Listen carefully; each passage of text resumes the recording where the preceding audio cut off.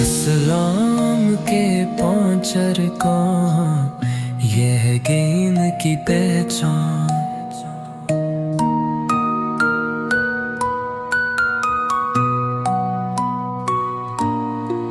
पहला रुकन ईमान है, अल्लाह और रसूल पर ईमान है। इस्लाम के पहुंचर को ये गेन की पहचान।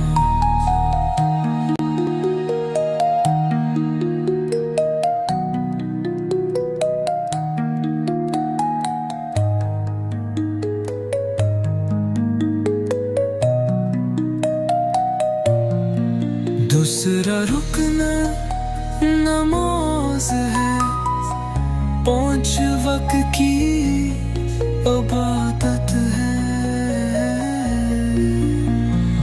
इस्लाम के पहुंचर को ये गेन की पहचान।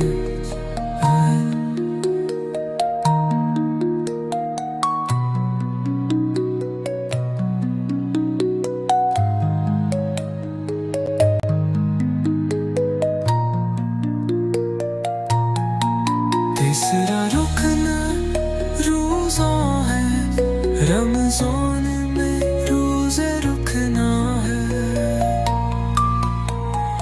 इस्लाम के पहुंचर कौन, यह दीन की पहचान।